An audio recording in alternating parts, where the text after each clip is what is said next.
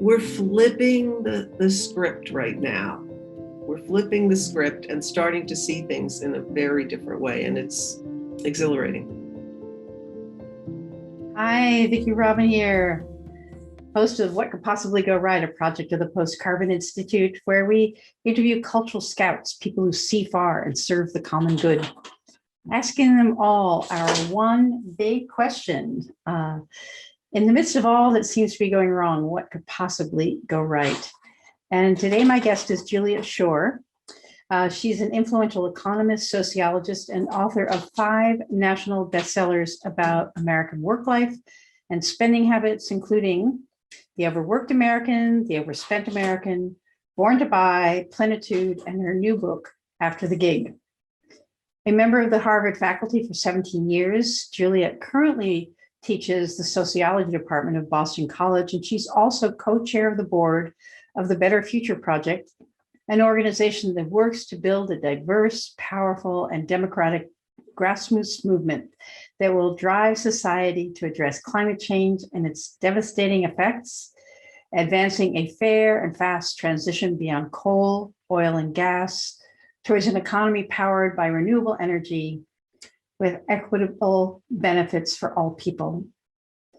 So we'll link you to her bio so you can see her many honors and contributions to social well-being. And I just want to say that Julie and I met around the time she wrote a book, The Overworked American. And that was about a year after I published Your Money or Your Life. And together we helped to start the Center for a New American Dream, which has been going for about 20 years. And we served on the board for many years, me half a decade and Julie for a lot more.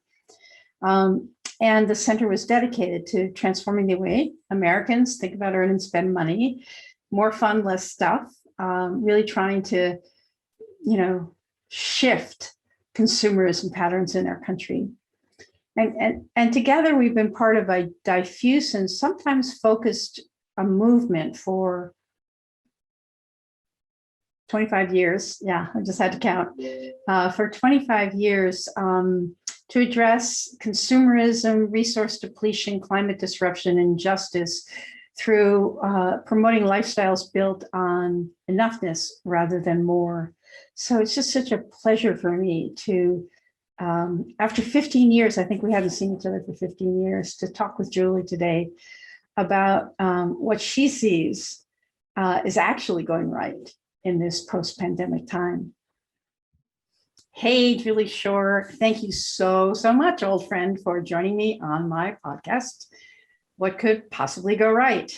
And just a few thoughts as the tide of the pandemic recedes in the United States, there's 3 big issues that are being left on the shore, so to speak, and you could call them the basics, like health, education, and welfare, as in how do people meet their needs?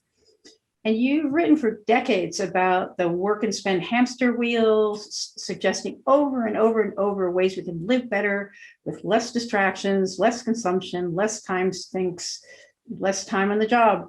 And so I'm asking people like you, I call cultural scouts, people who see far and serve the common good, what you see bubbling up that could take us in a better direction.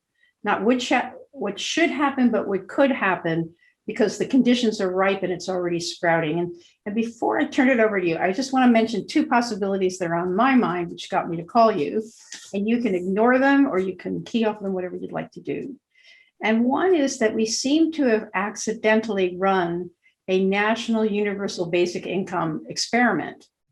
What happens when people have an income not tied to a job? And is that a thread we can productively pull on, especially as AI absorbs more of the repetitive tasks in society? That's one. And then the second one is that people on the financial independence path, a la Your Money or Life, seem to have found benefit in the pandemic lockdown. They've been reskilling and bonding with family, taking time outdoors, hobbies, they've been enriching their lives.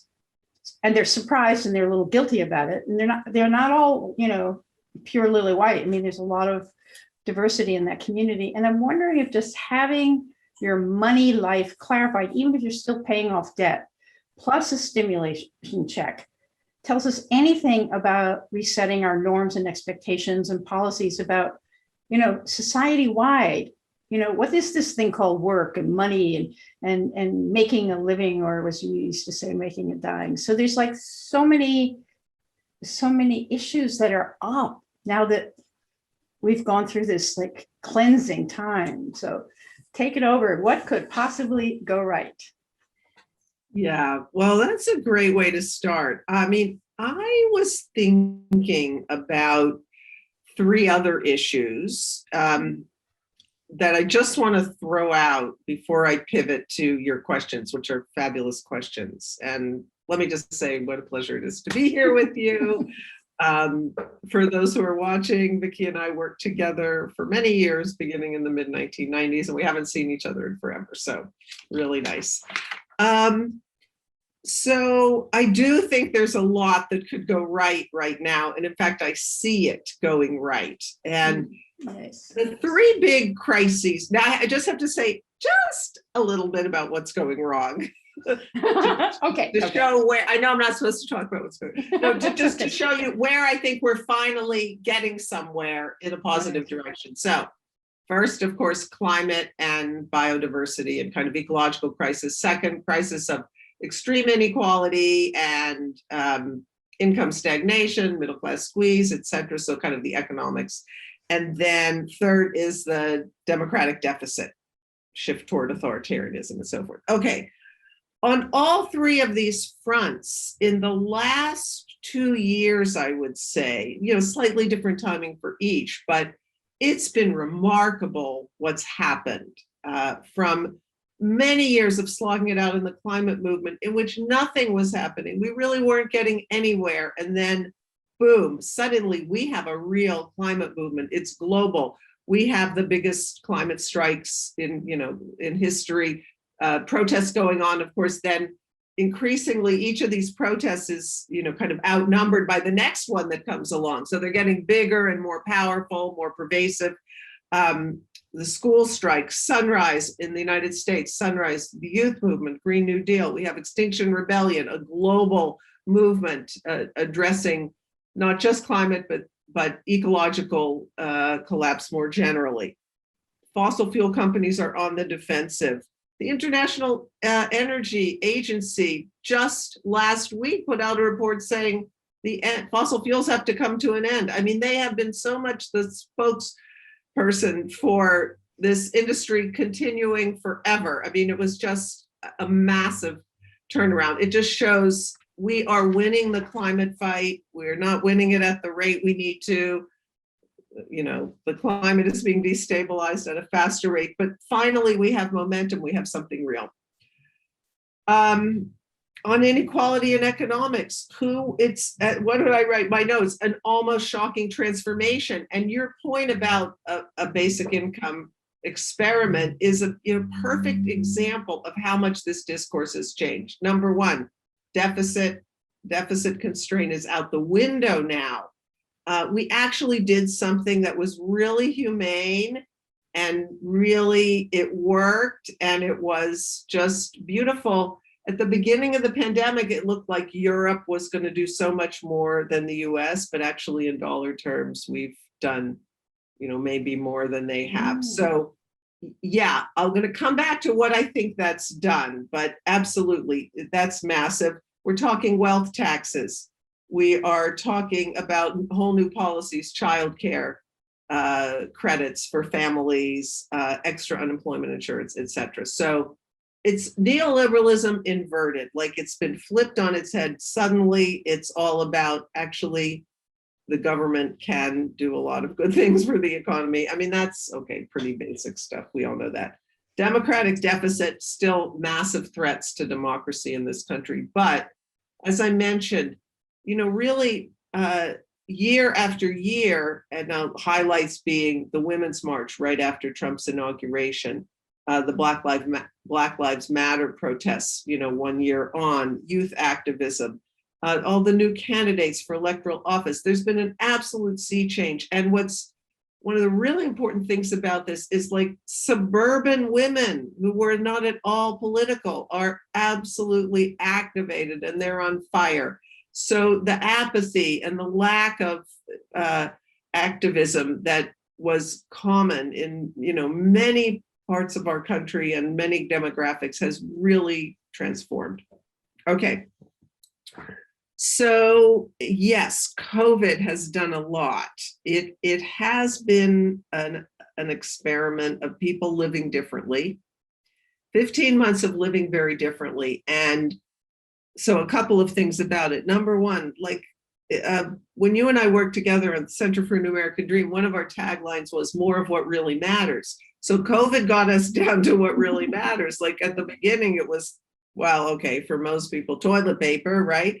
And food and, some other basics, having a house, a roof over your head and utilities, decent water, really back to basics. And not everybody has loved it.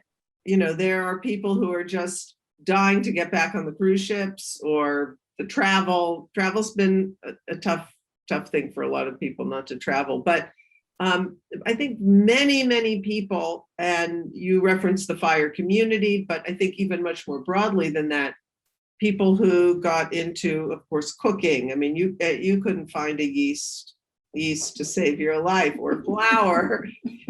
So DIY more generally. The other thing is try to get a reservation at a campground. So massive movement to nature and outdoor activities. And social connection. I just read a really heartbreaking post by an economist friend of mine, Indian, who had to rush to India to take care of his parents, both of whom got COVID. In the end, they have both survived, thankfully. But his message after discussing this harrowing experience in the Indian hospital and so forth was pay attention to your loved ones. Every moment is precious. And I think there's also that having been deprived of the face-to-face contact with people we care about, people recognizing how important that is. So basic income, yes, I do think this has been a moment in which the idea that we should just provide some basic supports for people, and it's actually kind of feasible. So we have, more places, cities thinking about doing this. We have some of the sort of building blocks of a basic income, like the childcare allowance, which, we got a long way to go in this country to be able to say, yeah, we're going to provide people with the basics that they need, and we're going to do it through a combination of basic income and also universal basic services. So the idea that we're going to provide these certain services to everybody needs to have these things, whether it's healthcare, education, childcare, etc. We're far from being there, but we started to take the steps. And I'll add one more thing, because this is my, hobby horse, is also how much do we work? You raised artificial intelligence and automation. And I mean, these are developments that are going to make it, much, much easier for us to produce with many fewer hours of human labor. And so what do we do with that? Do we sort of keep on that hamster wheel that you mentioned and just try and keep increasing the amount of stuff we produce and so forth? Or, and we can go into a lot of why that model doesn't work, or are we going to say, you know what, let's take the 4-day work week. And that's increasingly a popular idea. I'm involved in a pilot in Ireland for a 4-day week. The Spanish government is doing, the Scottish government is doing, all over the world. And we're going to hear more about it next month. There's going to be a global announcement about places around the world that are starting to look seriously at giving people a schedule of 4 days with 5 days pay. So, because we can do it, people can be productive They don't have to lose productivity just because of what's going on in workplaces today around the world. So I'm actually feeling very optimistic about where we're at. Right.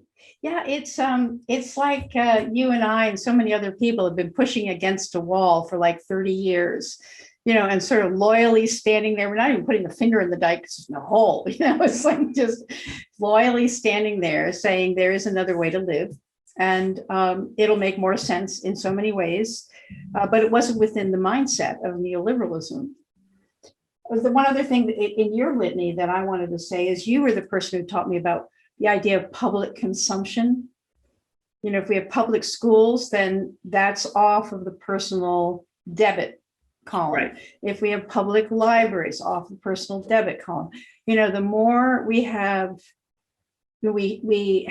systems that are, run by government that provide for us when we need it, but we don't have to buy it and store it. It's almost like this whole thrust, it's like from the 50s onward, which was sort of almost like industrial policy, wasn't it? It was like, how are we going to get rid of all the stuff that we can now produce because we've like ramped things up? So we got to teach people to want what they don't need. This whole process of man's home is his castle, close the door, get as much crap as you can, excuse the expression, inside the door and then close it. Is that model weakened now? I mean, in our minds, we are still so individualistic, but in practicality, are the shifts you're seeing, is that like model weakening? And is there a more, whether you call it socialism or cooperative structures, is that on the ascendancy? And if so, how can, us ordinary people out here, where can we plug in to like stand on that side of the boat so the boat rights, if you know what I mean? Yeah, it absolutely is on the ascendancy. So if you think about the post-war era, it was the era of what I would call the depoliticization of consumption. So it was that, and that depoliticization was also individualization. This idea that consumption is an individual thing, so minimize what the government provides, take away all kind of value judgments and ethics and morality from consumption. Right? You can't question what another person wants. That's all individual. Man's home is his castle. Of course, a very patriarchal era as well, particularly the early post-war period. And when by the time we get to the quote unquote neoliberal era, which begins roughly 1980, it's the systematic destruction of the public provision of services. And so it's the attempt to privatize everything, hollow them out. So where we see, whether it's the hollowed out public health system that we see with the pandemic or the destruction of the unemployment, just even the basic provisioning of unemployment insurance and, that was the right's program all along, is to privatize where they could and destroy public services because they want to destroy government. Grover Norquist's famous thing, like drink it so much you can get it down the drain in the bathtub. So that's all lost credibility. And you notice the GOP, they're fighting everything we're trying to do, but they don't have an alternative. They can't speak for their, it's not as if they have, they're willing to stand up for their idea anymore because it's completely lost legitimacy. So yes, and I think for us now, some of the big questions are, what is the scale of provisioning?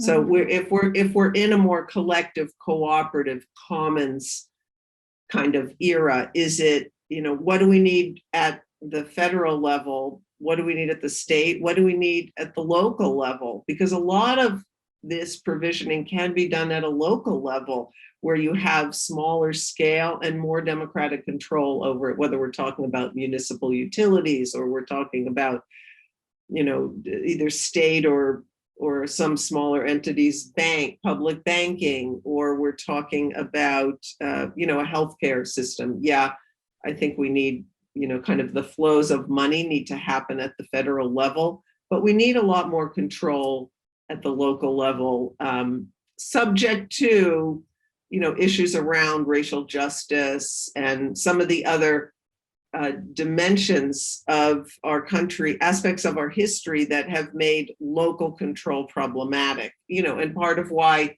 progressives went for national level policies, because we saw what was happening at the local level. So you have to solve that, but it's also the case that it doesn't mean that the federal government is providing everything. If you start to talk about things like universal basic services, for example, a lot of this can be done, I think, really well at a municipal level or at a county level if we're talking about more rural, less urban entities, areas.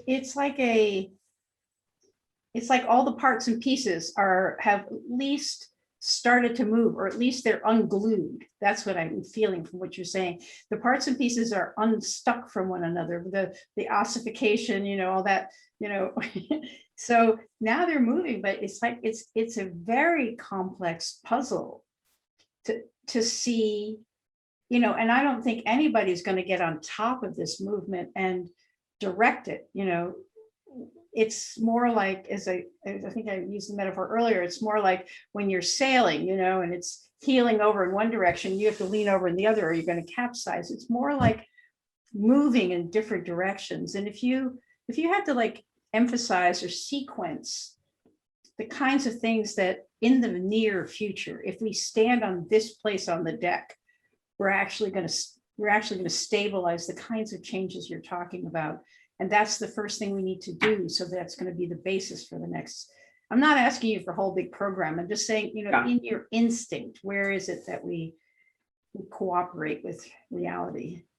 Well, I go back to those three things I started with. So on the one hand, we're not going to get anything unless we can maintain and actually expand basic rules of democracy, because we have a plutocratic class, and as well as a white supremacist movement that is trying to enact very non-democratic, very kind of concentrated power, authoritarian, et cetera, outcomes. So the things that you and I, and probably almost all the people watching this, care about are not things that those people actually are have any interest in, and they're actively fighting against them. So we've got to maintain some level of democracy. So that has to do with the rules of the game, the rules of the political game, very key.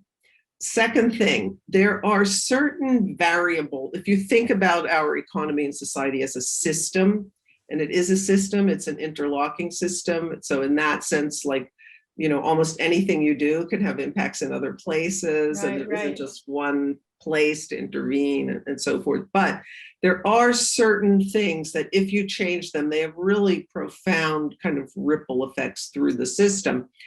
And the degree of income and wealth inequality is one of those things. It's connected to so many other things. I mean, I've done research on how it's connected to carbon emissions, for example. If you have a more concentrated income and wealth at the top of the distribution, you have more carbon emissions. We don't exactly know why. It probably has to do with political power. It has to do with the emissions of the people at the very top. They're massive emitters. But we know it has impacts on health. We know it has impacts on consumption, all kinds of things.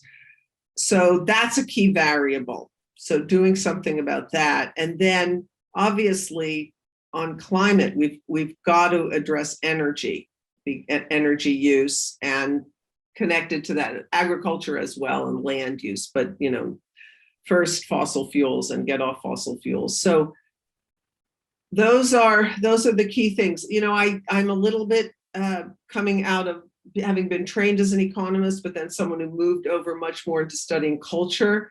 I believe both are important, but if you ask me, as you did, you're on the boat, it's going one direction, what do you need to do to move it in the other direction? I'd say I'd go for the economic variables first, because I think the culture will move with it. I mean, not in an automatic way, but I think we'll have a better chance than sort of doing something first that's just cultural and hoping that the economics will move along with that. So those are key issues. And then, of course, I always care about time use and working hours, because I think that has just really big impacts, daily life impacts that affect how people act and live and so forth. Yeah, so just one last zeroing in, since we're gonna like boom, boom, boom, we're gonna handle this wealth gap. So where's a pressure point on that? Is it Elizabeth Warren's just 2 cents? Is it delegitimizing extreme wealth? Is it, working? Yeah. So like, where are we going to stand on the deck of the boat on this one to like get it to move? Well, it's an interesting question. I do think we need a wealth tax. That in itself is not going to do it, because these people have amassed so much wealth. The degree of inequality that's developed is so extreme. I lived in the Netherlands for a couple of years in the 90s. They had a wealth tax, a much more equal society than ours, but it didn't change everything. One of the people I really respect a lot in the world, Yochai Benkler, a scholar at Harvard in Harvard Law, has written about how this sort of the winner markets developed, superstar markets in many industries that led to much more extreme concentrations of wealth. Why it is that CEO pay exploded, or people in finance, why their pay exploded and so forth. And it is true, I think, that the story of the norms changing was really important. So that is, you asked the question, delegitimizing extreme wealth. What happened was the reverse, where you had the legitimation of this. So we've got to change the way those markets work. And I'm not sure we know yet how to do that. I mean, there are proposals for maximum wages. Worker power could help, because if workers claim more, then there's less for management. I mean, that part of the reason management was able to do this and take such a increasing fraction is because worker power was so undermined. And that's where something like a universal basic income and universal basic services really can do a lot, because by putting that floor under where wages how far they can fall, and giving people a viable alternative to a crappy job, that's massive. I mean, I started my career in economics, writing and thinking about that, and I showed that when people had less cost of losing their job, when there was more unemployment insurance or unemployment was lower, they went on strike much more. Their wages were higher. It affected how hard they worked. They could work less if they didn't have so much fear of losing their job. So, in some sense, that's another one of those variables. We call it the cost of job loss in the economy that has a profound effect on all kinds of things, because by giving, and that's what FIRE's about, right? It gives people an out. It gives people an out and gives them much more control in their, even if they, pre-retirement, gives them a lot more control in their jobs and so forth. So that was a long-winded, in a way, non-answer, because I'm not sure we know exactly how to do it. But maybe raising the cost of job loss, maybe we're back to UBI and universal basic services, and that's the way to close the wealth gap. I think that would do a lot. Yeah, it's really, I agree with you. It's really exciting to see how much is in play, and how people are sort of blinking and going like, really, could we have this? I mean, there's a sort of like a guarded optimism that there could be something good coming out of this. And I think, our job today was just simply to name it, Yeah. just to name it. And yeah, go ahead. I want to give an example from my husband, my husband's research about how just framing, how a situation can, the same kind of situation can be so different in different contexts. So he studied weavers in pre-colonial South India. And the way the system worked was they would get money from merchants. They would take money from merchants to buy the threads, and they'd weave, and then the merchants would get the cloth afterwards. So the merchants advanced the money. And so you could think of that as the weavers were borrowing the money from the merchants. Now, in our world, when you borrow money as a debtor, all the jeopardy is on you, and not just all the bad things are going to happen to you if you can't pay it back, but also all the moral opprobrium that the right has placed on people who owe money that they can't pay back. I mean, we saw that in full force with the financial crash 10 years ago. But at that time in India, it was the merchants who held the bag, and it was a complete reversal. Once they gave the money, maybe they got it back, maybe they didn't, and the law was on the side of the weavers, not on the side of the merchants. I mean, our law is so much. Of course, Elizabeth Warren's worked a lot on this, but our law is so much on the side of the loaner and not the loanee. Borrower. Yeah, the borrower, the lender and the borrower. So it's an example of how you can really flip an economic relationship based on the institutional, the historical, the cultural, the context. Like, who should suffer when somebody can't pay something back? I mean, in the US case, it was through no fault of their own. In many cases, the market collapse. But it's just, we're flipping the script right now. We're flipping the script and starting to see things in a very different way. And it's exhilarating. Exactly. I couldn't agree more. Thank you so much, Julie. What a great conversation. Yeah, thank you. Hey, thanks for listening. Don't forget to subscribe and leave us a 5-star review so that this hopeful message can get out to more people.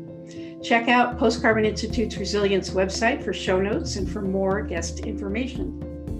Join us on Patreon and become a financial supporter of the show and for exclusive content and special online events.